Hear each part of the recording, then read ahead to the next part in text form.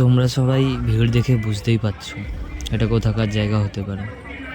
হ্যাঁ, ঠিকই ভাবছো, এটা ছিল সন্তোষ মিত্র স্কোয়ার। সেদিন আমি ঘুরতে গেছিলাম, ঠাকুর দেখতে গেছিলাম সন্তোষ মিত্র স্কোয়ারে। তো ফার্স্টেই এত ভিড়, মানে ওখানে আমি 2-2.5 ঘন্টা ধরে দাঁড়িয়েছিলাম। এরপর দাঁড়িয়ে থাকার পর ভেতরে যাই হোক করে কষ্টে নষ্টে ঢুকলাম। এত তো মানুষের এত, মানে কি বলবো আর, সবাই ভিডিও করছে, ফোন ঘাঁটছে, এদিক থেকে পুলিশ তো ঠেলাঠেলি এইসব করছে, পুলিশ খেদিয়ে দিচ্ছে লিটারেলি। সবার মানে অবস্থা খারাপ, আর ছোটো ছোটো বাচ্চাকে নিয়েও ভিড়ের মধ্যে ঢুকছে, তো সবারও অবস্থা খারাপ। তো আমিও সর্বপ্রথম ওইসব দেখলাম। ঠাকুরটা ভালোই করেছিল, প্যান্ডেলটাও ভালো করেছিল দেখলাম। তারপরে ওপর থেকে এরা সবাই মানে একটুখানি দাঁড়াতে দিচ্ছে না, এদেরকে দাঁড়াতে দিচ্ছে, একটু ঠাকুর দেখছে, সবাইকে খেদিয়ে দিচ্ছে। কারণ ভিতরে তো অবভিয়াসলি এটা জমা হয়ে গেলে তখন প্রবলেম হয়ে যাবে না, পিছনের লোকরাও আসছে, এক জায়গায় একজোট হয়ে দাঁড়িয়ে থাকলে তখন তো প্রবলেম হবে।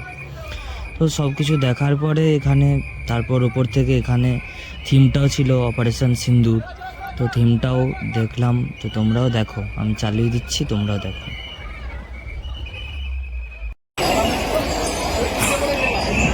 বাবু, টুপিটা খোলে না, ঠান্ডা লেগে যাবে, ওটা পরে থাকো। আপনি বাঙালি? হ্যাঁ, আমি বিধান পাটুলি থেকে। আর আপনি? আমি সমীর, বেহালা থেকে। मुझे पहलगाम बहुत पसंद है, ब्यूटीफुल।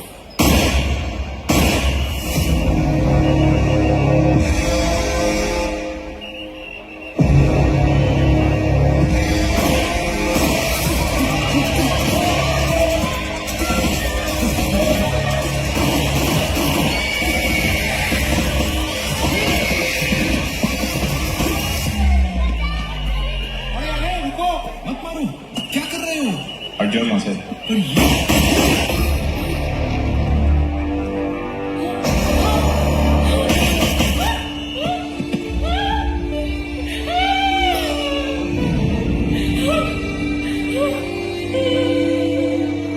तुमने मेरे पति को क्यों मारा?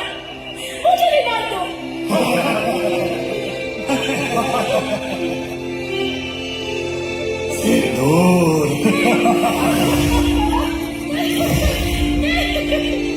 जान तुझको छोड़ दिया, मोदी को जाके बोल।